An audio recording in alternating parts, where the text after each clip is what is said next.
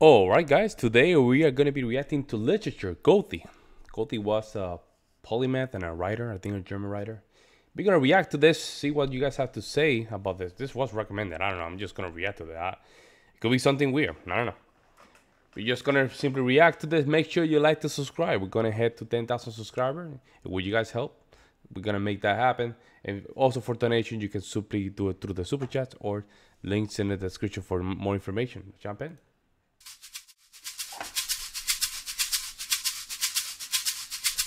People have always had trouble pronouncing his name. If you don't speak German, it's not at all obvious how you're supposed to say it.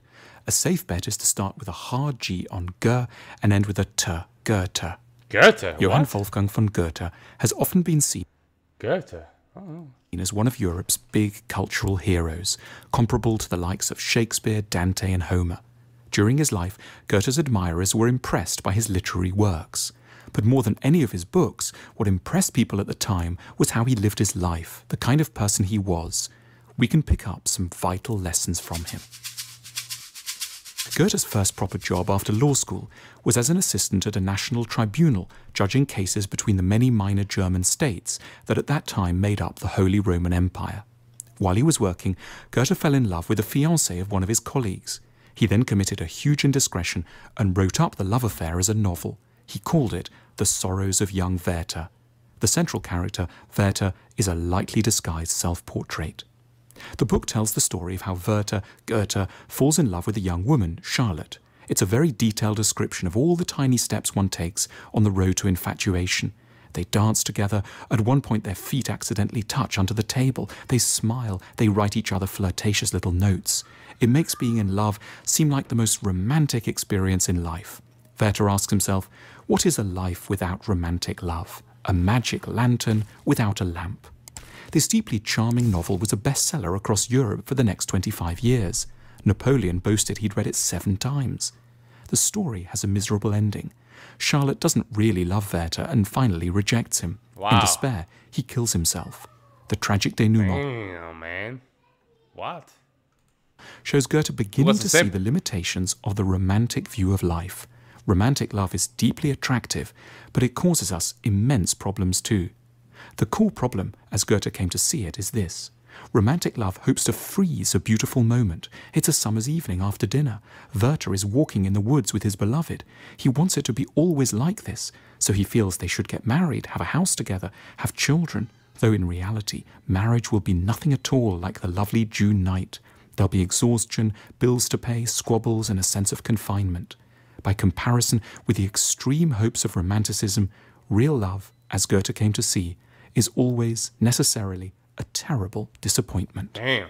That's why Goethe gradually moved away from Romanticism towards an ideology of love he termed Classicism, marked by a degree of pessimism, an acceptance of the troubles that afflict all couples over time, and of the need to abandon some of the heady hopes of the early days for the sake of tranquility and administrative competence. Goethe was a critic of romantic ideology, not because he was cold-hearted or lacking in imagination, but because he so deeply and intimately understood the attractions of Romanticism, What? and therefore its They were playing with the kids. Why you kill the goose, man? dangers.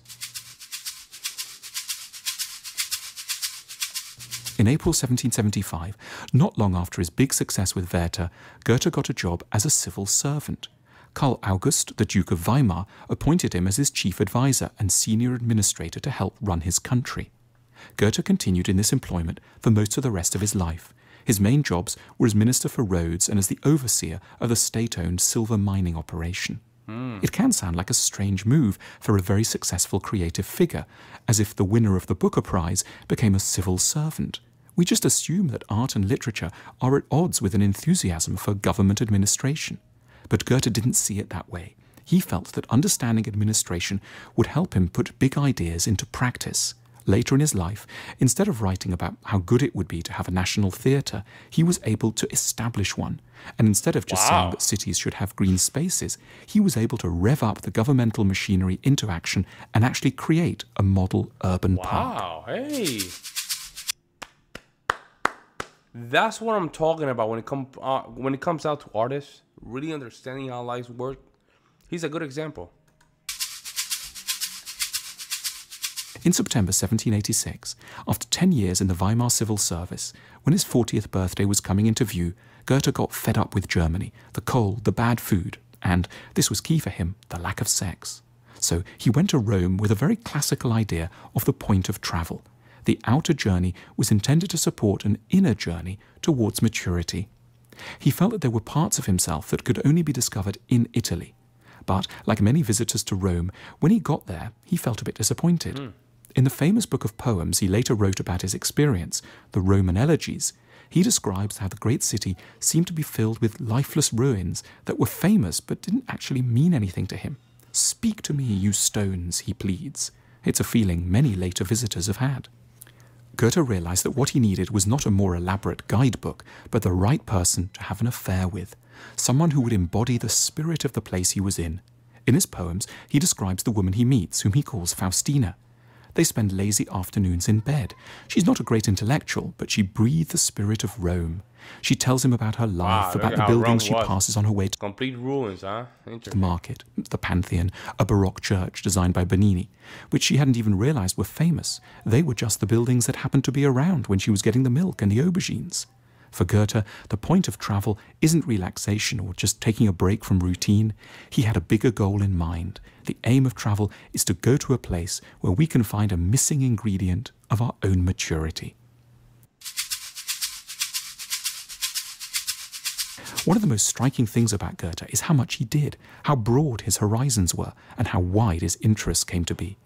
He explored this particularly through his most famous work, Faust. Goethe worked on Faust all his life.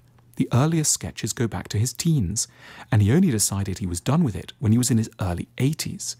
Faust comes in 2 parts, and together the performance takes about 13 hours. Goethe himself never saw the whole thing, and few people have ever since. Faust is a medieval academic and scholar.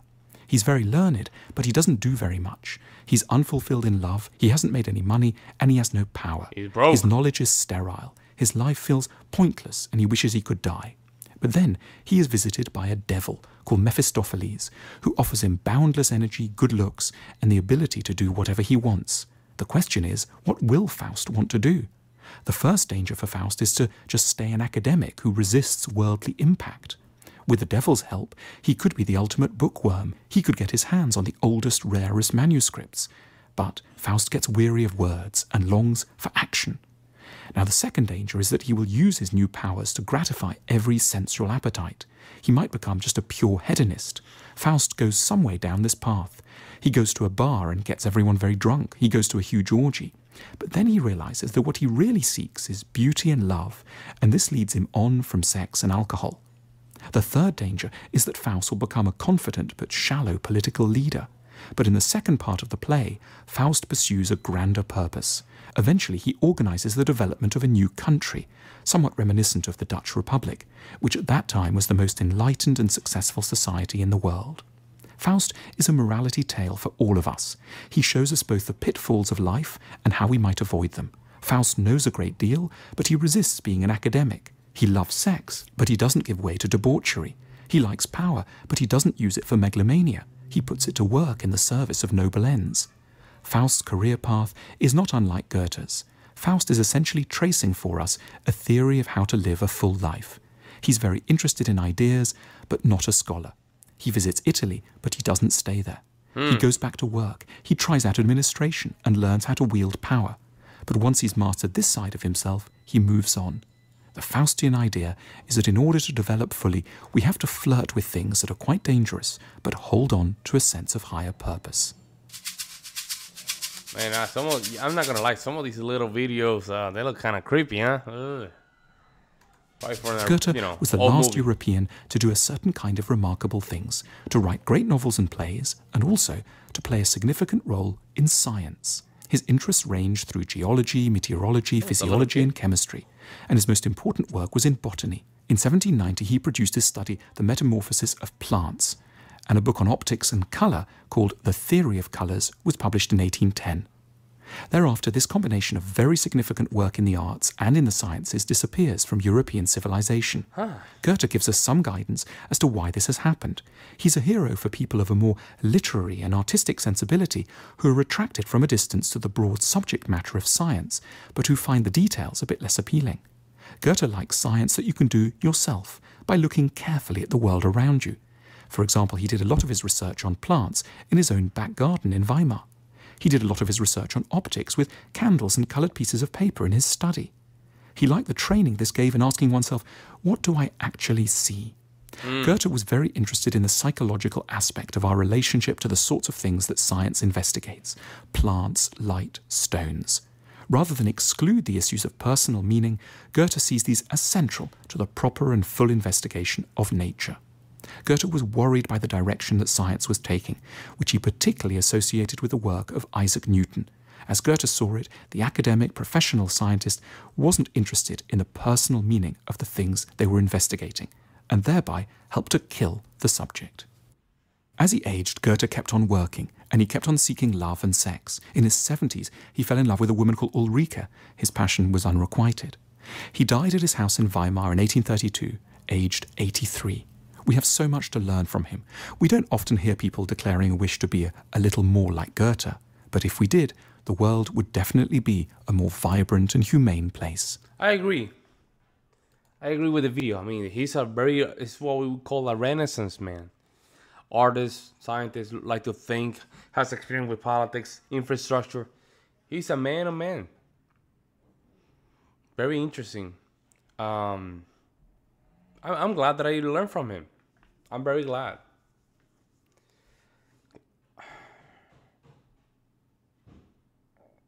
He never got married, I guess, right? Never get married. Too sad. I mean, it's not easy. Back then it was not easy. Not easy at all. But they did have a lot of time to think as well. They didn't have the social media, all that stuff, so they have to think to make life kind of interesting. So, but let me know what you guys think in the comment section below. I'll see you in the next one.